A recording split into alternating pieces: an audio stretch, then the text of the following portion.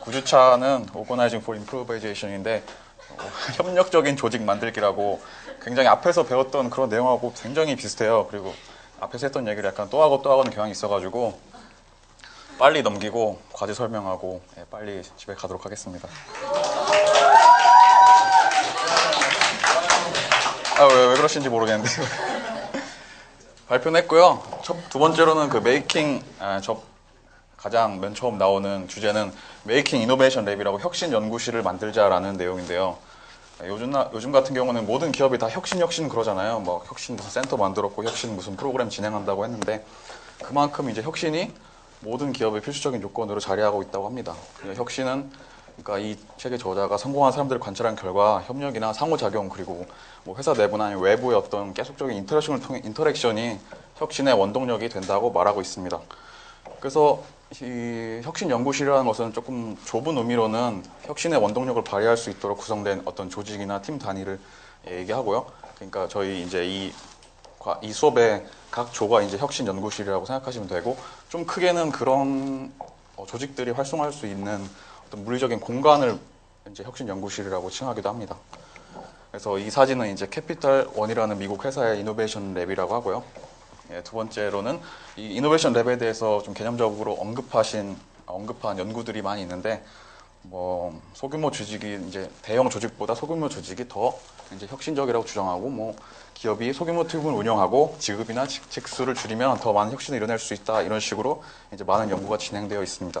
그래서 이 책의 저자분께서 이제 이런 거를 집대성하셔가지고 이제 혁신 연구실은 뭐다 약간 이렇게 설명하시고 있는 거고요. 이제 실제적인 어떤 기업의 혁신적인 그러니까 이노베이션 랩의 사례를 좀 말씀드리겠는데요. 이거는 이제 P&G라는 프록터 앤 gem블이라는 그 유명한 회사의 어떤 혁신적인 그러니까 혁신 연구실이라고 하는데요. 그 미국에 있는 신시내티 근교에 있는 5층 건물을 통째로 사가지고 거기를 이제 통째로 개조를 해서 혁신 연구실이라고 만들었고 이거를 이제 클레이 스트리트 프로젝트라고 명명을 했다고 합니다. 여기 밑에 PDF 파일도 그 링크를 걸어놨으니까 참고하시면 될 것 같습니다. 두 번째로는 마텔이라는 미국의 유명한 장난감 회사인데요. 이 회사 역시 이제 뭐 이동식 가구나 장난감 원재료들이 이제 장난감 회사니까 이제 모든 팀을 거기다 몰아놓고 원재료들을 다 이렇게 배치를 해놓은 거예요. 그래서 이걸 가지고 너희가 놀면서 한번 이렇게 좋은 작품을 만들어 봐라 해가지고 탄생한 결과가 엘로 크리에이션이라는 굉장히 미국에서 잘 나가는 어떤 여아용 집지키 장난감 세트라고 합니다. 그리고 저희들이 다 아는 모토로라는 이 모토로라에서 제일 잘 나갔던 폰이 레이저폰이라고 해요. 저는 잘 모르겠는데 레이저폰인데 그 모토로라가 레이저폰이 어디서 탄생됐냐면 그 모토로라 시카고의 26층 건물에 그 한 층을 통째로 모토시티라고 모토로라가 이름 짓고 여기서 이제 그 다기능팀 매일 예를 들어서 뭐 마케팅 부서에서 한 사람, 디자인 부서에서 한 사람, 개발 부서에서 한 사람 이런 식으로 뽑은 어떤 혁신 팀을 거기다가 배치를 시켜서 이런 결과물이 탄생했다고 합니다. 그러니까 혁신 연구실의 가장 중요한 어떤 속성이라고 할까요? 그런 거는 자연스러운 소통이 일단 가능한 좀 열린 공간인 게 가장 중요한 속성이라고 하고 있습니다. 그 다음에는 이제 이 혁신적인 연구실을, 그러니까 혁신 연구실을 활용해가지고 협력적인 조직을 만들기 위한 10가지 혁신 조건이라고 또 말하고 있습니다. 근데 이게 솔직히 여러분이 굉장히 싫어하시는 경영학적인 내용이라서요. 저희는 빠르게 넘어가도록 하겠습니다. 그리고 앞에서 했던 내용이랑도 굉장히 반복되는 경향이 많이 있어요. 여기 첫 번째만 해도 많은 프로젝트를 동시에 진행하라 이런 내용이고, 예를 들어서 한 어떤 단위가 하나의 일만 하지 말고 여러 가지를 동시에 하면서 여러 가지 상황에서 인사이트를 얻을 수 있다 이런 내용입니다. 그리고 예를 들어보자면 저희가 옛날에도 말했듯이 구글의 20대 80 문화라는 게 있고, 픽사는 저희가 뭐 생각해보면 픽사는 이제 매번 굉장히 큰 장편이 하나하나 이렇게 나온다고 생각하지만 실제로 그 안에서는 굉장히 단편적인 애니메이션을 여러 개를 만든다고 해요. 그래서 만들면서 거기서 좋으면 좀 더 발전을 시키고 아니면 거기서 나온 그러니까 그거를 만들면서 굉장히 좋은 애니메이션 기술이 탄생되기도 한다고 합니다. 그리고 두 번째는 깜짝 놀랄만한 아이디어를 탄생시키는 부서를 만들어라 이런 내용인데, 예로서는 이 에디슨 코퍼레이션의 어떤 한 팀이 자기들이 해양통신 케이블의 성능을 완화하려는 걸 만들다가 어쩌다 보니까 탄소의 전독성이라는 것을 발견해가지고 이제 마이크로폰이 탄생돼서 전화를 상업적으로 연결할 수 있는 어떤 또 다른 형태의 길이 생겼다고 한 겁니다. 그래서 이제 아이디어를 막 내는 과정에서 본래 목적과는 무관한 좀 버린 아이디어라도 그것을 나중에 사용하면은 더 어떤 다른 방향으로 혁신을 일으킬 수 있다라는 내용입니다. 그리고 세 번째는 창의적인 대화를 위한 공간을 마련하다. 이게 어떻게 보면 가장 그 혁신 연구실에 해당하는 어떤 조건이라고 할 수 있고요. 이거는 이제 다음에 제주도 본사인 다음 스페이스닷1의 전경 사진입니다. 그리고 이거는 다 아시겠다시피 창의적인 활동을 위해서는 충분한 시간이 필요하다 이런 내용이고요. 그 다섯 번째는 협력의 위협을, 그러니까 즉흥적인 어떤 협력을 위협을 최소화하라 이런 내용인데, 말 그대로 너무 이렇게 조직적이면은 이제 창의성을 발휘하지 못하고, 그렇다고 해서 너무 이렇게 풀어지면은 또 이제 완전히 놀자판이 되니까 적당한 중도를 지키는 게 중요하다 이런 내용을 하고 있습니다. 그리고 여섯 번째는 혼란의 경계에서 즉흥성을 발휘한다 이런 내용인데, 저도 잘 모르겠어요 솔직히.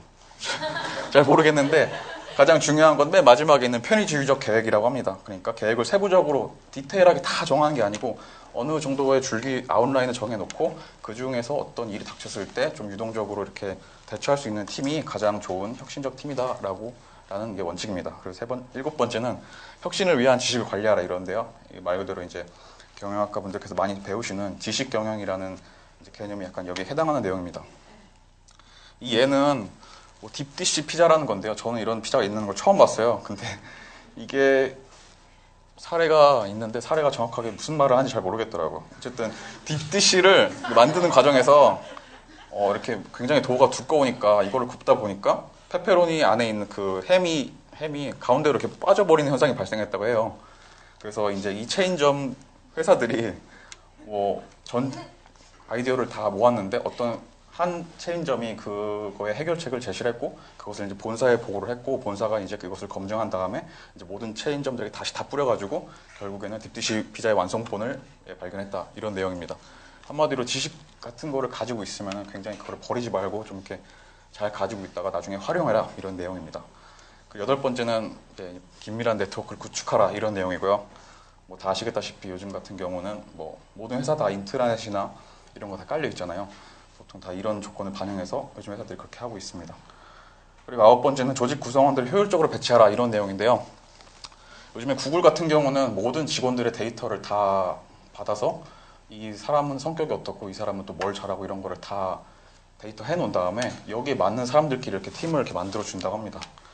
그래서 조직 구성원들을 그러니까 효율적으로 배치하는 게 중요하다 이런 내용이고, 열 번째는 이제 혁신도 측정할 수 있다 이런 내용입니다. 그러니까 여러분들이 무슨 뭘 하시고 아니면 기업에서 뭘 하면은 그것도 이제 항상 측정하는 어떤 과정을 거쳐야 된다 이런 내용을 얘기하고 있습니다. 그리고 맨 마지막이 제일 중요한 건데요. 조직 혁신의 잠재력을 가능하는 최고의 척도가 그 조직이 이제 사람들이 협력할 수 있는 공간이나 어떤 상황을 그리고 분위기를 만들어주는 게 가장 중요한 혁신의 조건이라고 합니다. 그래서 이제 이런 10가지 조건을 도출해서 기업의 잠재적인 혁신 지수를 측정하는 방법이 이렇게 세 가지가 있는데요. 밑에서 저희 나라에도 혹시 뭔가 있을까 찾아봤더니 이런 식으로 컴퍼니 이노베이션 인덱스라고는 어떤 기업 혁신 지수를 측정하는 우리나라만의 어떤 척도가 나왔어요.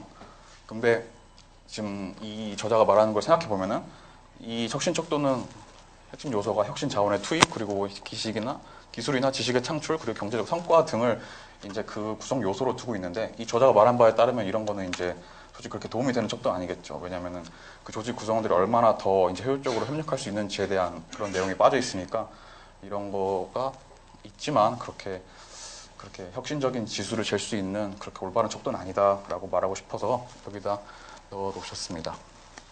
오늘은 수업은 여기까지고요. 가셔도 됩니다.